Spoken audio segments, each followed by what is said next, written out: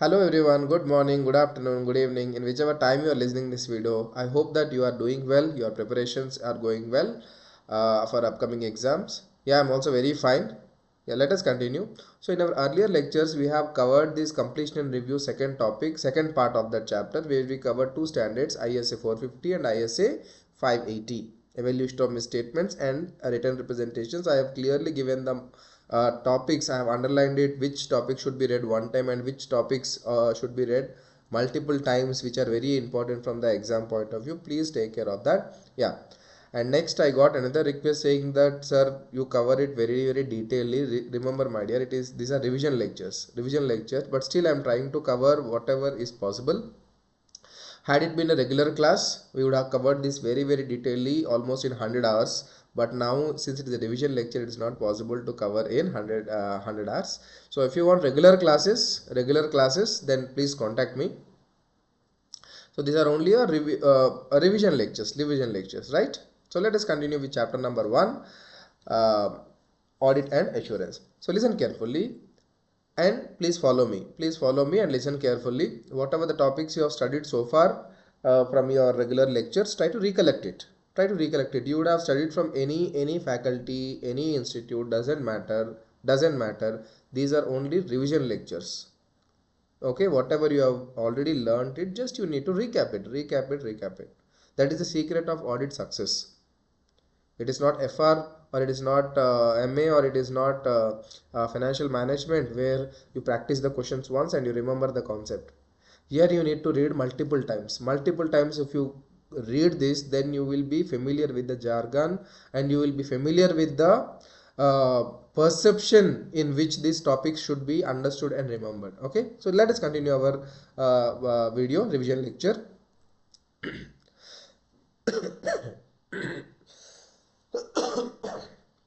I'm sorry. See, the first chapter is audit and assurance. See, in our subject name is also audit and assurance. See, what happens in this audit and assurance is, first audit happens and then assurance happens. Now see, what is this audit and what is this assurance? Listen carefully.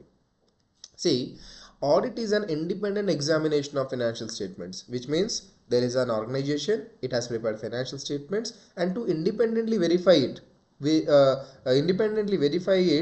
is called as audit. Independent verification is called as audit. Now, this independent examination is done for any type of entity. It can be done for a school, it can be done for a college, it can be done for a company, private company, public company, section 8 company. Any company, the audit can be done. Okay, in which the auditor, the person who is conducting this audit, he is not bothered about the profit or the loss of the company. Why? Because if that is the case, do you think that audit is conducted only for public limited companies, only for private limited companies, only for those business organizations where profits are made? The answer is no. There is a possibility that every organization may be subjected to an audit based upon the what? Anybody can tell? Based upon the requirement. You may be getting a question that, sir, small businesses that we see in our streets, why they are not audited? They are not required to audit. Have you all understood this point? So wherever there is a requirement, irrespective of the constitution of the entity, it may be a trust, it may be a society, or it may be a company, it may be a sole proprietor, irrespective of the entity, irrespective of its size of the business, nature of the business, whether the company is making a profit or whether the company is making a loss, we are not going to see that. Independent examination can be done. Okay, and after this independent examination, can anybody tell me why this independent examination is done? This is done with the intention to express an opinion on financial statements. Okay, so this independent examination is done with a impression or with a objective of what? Expressing the opinion. Okay, now this is the basic meaning of this audit. And then assurance is nothing but giving a report to the third party, means assuring the third party or comforting the third party that these financial statements are showing true and fair view, or the financial statements are not showing true and fair view. Have you all understood this point? So audit is independent examination, and after independent examination has been completed, then you are going to assure some party. Okay, So this is the basic understanding of this concept of audit and assurance. Now let us come to the example. Come to an example. Let us take a company A Limited. Let us take a company A Limited. Now this company would be having shareholders, and this company also would be having directors. So all of you know that a company is a separate legal entity. So the company is having the owners who are called as shareholders or members of the company, and the company is administered by the board of directors. Now tell me, are the board of directors owners? No, they are not owners. But are they doing the business? Yes, they are doing the business. So they are doing the business on behalf of whom? The shareholders of the company. Okay, now since the directors are involved in the day-to-day business activities, they manage the business. Don't you think that directors are accountable to the shareholders? Yes, they are accountable, which means shareholders don't have the feasibility of going to the business, participate in the day-to-day operations of the company. So directors would perform them, and then they need to show that report card to the shareholders that how they have performed, isn't it? That is nothing but called as financial statements. Have you all understood? Now, whatever the information said by the directors of the company, whatever the information that has been shared by the directors of the company, and this is given to the shareholders of the company, do you think the shareholders will believe it, or should they believe it? The answer is no. The answer is no.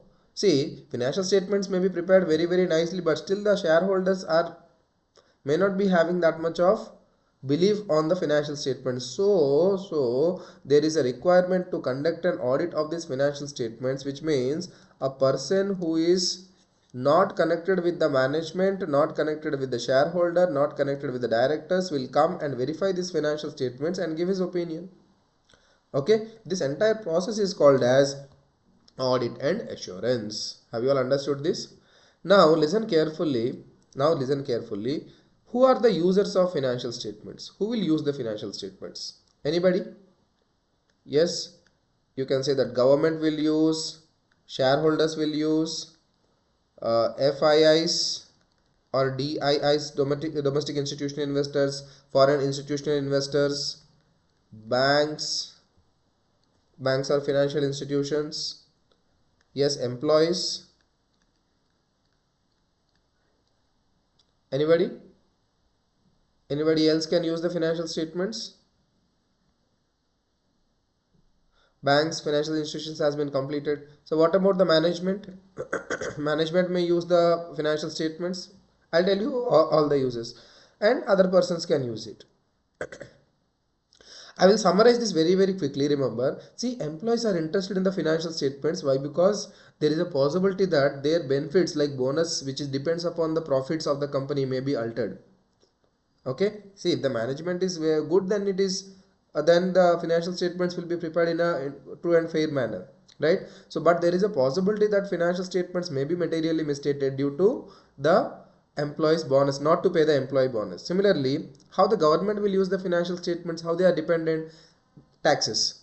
Okay, financial statements, based upon the financial statements only taxes are collected. Similarly, shareholders, they are the owners of the company, so they need to make a decision whether to be as a part of the company or whether to leave the company. The same thing happens with the FIS or the DIS, foreign institutional investors or domestic institutional investors. They also need to make a decision whether to invest more in this company or to withdraw the investments. Banks and financial statements, banks and financial institutions are also dependent on financial statements to know the what we say credibility of the company, whether loans can be extended or whether the company is in a position to repay the loans or the company is not in a position to repay the loans. Management themselves are interested in the financial statements to know whether there is any corrections in the system. Why? Because see, financial statements are not prepared by one person, or business is not done by one person alone. There will be a team. Now in the absence of the owner or the managers, there is a possibility that at some level some mistakes can happen. Okay, so that will come out whenever audit is going on. So they are also interested in the financial statements to make the decision about the future, as well as to know whether in their system whether there are any problems, so that corrections can be made. and others like, see, whenever these insurance claims comes, then the insurance companies are going to take the financial statements as a base for settlement. Researchers will be using the financial statements to analyze the financial performance of various companies. Okay, likewise, see, so many persons, okay, you can see so many persons are dependent on these financial statements. Now whenever these many persons are dependent on the financial statements, don't you think that the financial statement should be verified by a party who is independent of all the persons and give a report so that everyone can believe on that report? Okay, so that is the reason why the concept of audit has come into picture, where the financial statements are audited by a person who is not connected with anyone and then giving a report which is independent. Have you all understood? This is the need for the audit. This is the what? Need for the audit. So this is the basic concept of the audit. Okay, everyone should remember this is the basic concept. Now listen carefully. Now listen carefully.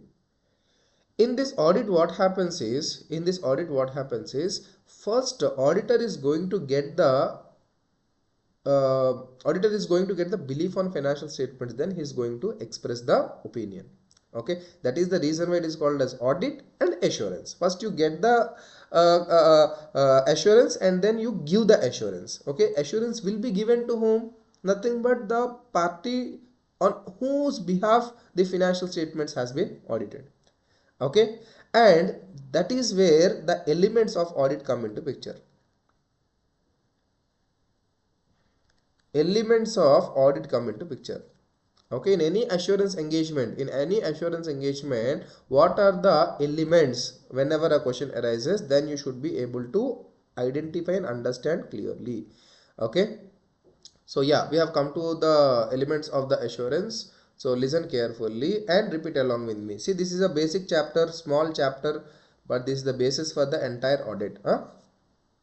Remember carefully, first and foremost, audit or any assurance engagement, it will be having three parties involved. Okay, who are the three parties? One is the auditor himself, second one is the client who has prepared the financial statements and whose financial statements need to be audited. The third person is the responsible party. Responsible party means the person who will be using this data. Okay, who will be using this data. In case of an audit, let us take an example of an audit. So there is client, there are users, and there is auditor. Okay, so client is nothing but let us say a company who have prepared the financial statements, and who will be using these users. As I told you that, see, these are all the various users which would be using these financial statements. Okay, this is the second party. And coming to the third party is the auditor himself. Okay, third party is the auditor himself. Have you all understood this? Okay, now listen, in case of audit only he is called as auditor, otherwise he is called as practitioner. Okay, you don't confuse with the word called as a practitioner. Sir, here practitioner is written, you are saying auditor. Okay, see, assurance engagement can be an audit engagement. Okay, just a minute.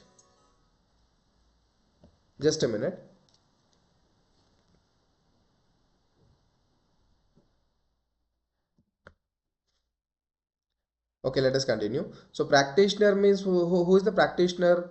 Practitioner, the word used for assurance engagement. Okay, if you are conducting an audit, you are called as an auditor, or otherwise you are conducting an assurance engagement, you are called as a practitioner. Or if you are conducting a review, you are called as a practitioner.